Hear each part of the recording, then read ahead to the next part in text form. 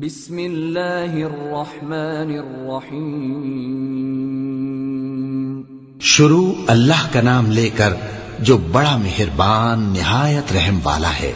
الف لام میم، یہ حکمت کی بھری ہوئی کتاب کی آیتیں ہیں، نیکوکاروں کے لیے ہدایت اور رحمت، وہ جو نماز کی پابندی کرتے اور زکوٰۃ دیتے ہیں، اور وہی ہیں جو آخرت کا یقین رکھتے ہیں، یہی اپنے پروردگار کی طرف سے ہدایت پر ہیں اور یہی کامیاب ہیں۔ اور لوگوں میں بعض ایسا ہے جو بیہودہ حکایتیں خریدتا ہے تاکہ لوگوں کو بے سمجھے اللہ کے راستے سے گمراہ کرے اور اس سے ہنسی کرے، یہی لوگ ہیں جن کو ذلیل کرنے والا عذاب ہوگا۔ اور جب اس کو ہماری آیتیں سنائی جاتی ہیں تو اکڑ کر منہ پھیر لیتا ہے، گویا ان کو سنا ہی نہیں، جیسے اس کے کانوں میں ثقل ہے۔ تو اس کو درد دینے والے عذاب کی خوشخبری سنا دو۔ جو لوگ ایمان لائے اور نیک کام کرتے رہے ان کے لیے نعمت کے باغ ہیں، ہمیشہ ان میں رہیں گے۔ اللہ کا وعدہ سچا ہے اور وہ غالب ہے، حکمت والا ہے۔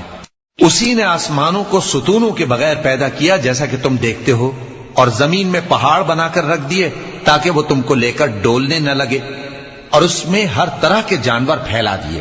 اور ہم ہی نے آسمان سے پانی نازل کیا، پھر اس میں ہر قسم کی نفیس چیزیں اگائیں۔ یہ تو اللہ کی تخلیق ہے۔ اب مجھے دکھاؤ کہ اللہ کے سوا جو ہستیاں ہیں انہوں نے کیا پیدا کیا ہے۔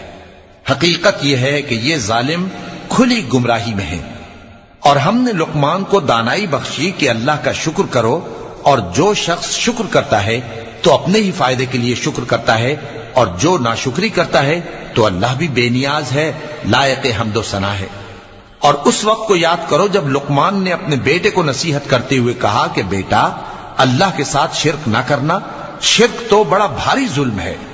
اور ہم نے انسان کو، جسے اس کی ماں تکلیف پر تکلیف سہ کر پیٹ میں اٹھائے رکھتی ہے، پھر اس کو دودھ پلاتی ہے، اور آخر کار 2 برس میں اس کا دودھ چھڑانا ہوتا ہے، میں نے تاکید کی ہے کہ میرا بھی شکر کرتا رہے اور اپنے ماں باپ کا بھی، کہ تم کو میری ہی طرف لوٹ کر آنا ہے۔ اور اگر وہ دونوں تجھ پر زور ڈالیں کہ تو میرے ساتھ کسی ایسی چیز کو شریک کرے جس کا تجھے کچھ بھی علم نہیں، تو ان کا کہا نہ ماننا۔ ہاں، دنیا کے کاموں میں ان کا اچھی طرح ساتھ دینا، اور جو شخص میری طرف رجوع لائے اس کے راستے پر چلنا۔ پھر تم کو میری طرف لوٹ کر آنا ہے تو جو کام تم کرتے رہے ہو سب سے تم کو آگاہ کر دوں گا۔ لقمان نے یہ بھی کہا کہ بیٹا، اگر کوئی عمل چاہے رائی کے دانے کے برابر بھی چھوٹا ہو، اور ہو بھی کسی پتھر کے اندر یا آسمانوں میں مخفی ہو یا زمین میں، اللہ اس کو قیامت کے دن لا موجود کرے گا۔ کچھ شک نہیں کہ اللہ باریک بین ہے، خبردار ہے۔ بیٹا، نماز کی پابندی رکھنا اور لوگوں کو اچھے کاموں کے کرنے کا مشورہ دیتے رہنا، بری باتوں سے منع کرتے رہنا، اور جو مصیبت تجھ پر واقع ہو اس پر صبر کرنا، بے شک یہ بڑی ہمت کے کام ہیں۔ اور تکبر کرتے ہوئے لوگوں کے سامنے گال نہ پھلانا اور زمین میں اکڑ کر نہ چلنا، اس لیے کہ اللہ کسی اترانے والے شیخی خورے کو پسند نہیں کرتا۔ اور اپنی چال میں اعتدال کیے رہنا، اور بولتے وقت ذرا آواز نیچی رکھنا، کیونکہ بہت اونچی آواز گدھوں کی سی ہے، اور کچھ شک نہیں کہ سب سے بری آواز گدھوں کی ہوتی ہے۔ کیا تم نے نہیں دیکھا کہ جو کچھ آسمانوں میں اور جو کچھ زمین میں ہے سب کو اللہ نے تمہارے قابو میں کر دیا ہے، اور تم پر اپنی ظاہری اور باطنی نعمتیں پوری کر دی ہیں۔ اور بعض لوگ ایسے ہیں کہ اللہ کے بارے میں جھگڑتے ہیں، نہ علم رکھتے ہیں اور نہ ہدایت اور نہ کتاب روشن۔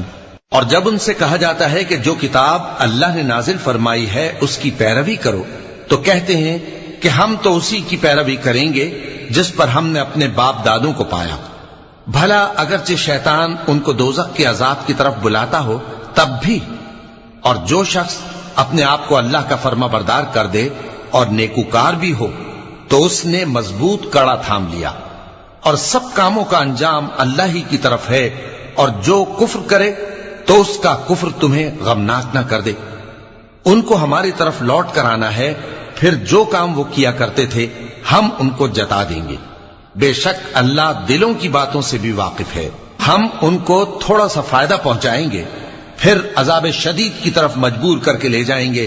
اور اگر تم ان سے پوچھو کہ آسمانوں اور زمین کو کس نے پیدا کیا تو بول اٹھیں گے کہ اللہ نے۔ کہہ دو کہ اللہ کا شکر ہے، لیکن ان میں اکثر سمجھ نہیں رکھتے۔ جو کچھ آسمانوں اور زمین میں ہے سب اللہ ہی کا ہے، بے شک اللہ بے نیاز ہے، لائق حمد و ثنا ہے۔ اور اگر یوں ہو کہ زمین میں جتنے درخت ہیں سب کے سب قلم ہو، اور سمندر کا تمام پانی سیاہی ہو، اور اس کے بعد 7 سمندر اور سیاہی ہو جائیں، تو اللہ کی باتیں یعنی اس کی صفتیں ختم نہ ہوں۔ بے شک اللہ غالب ہے، حکمت والا ہے۔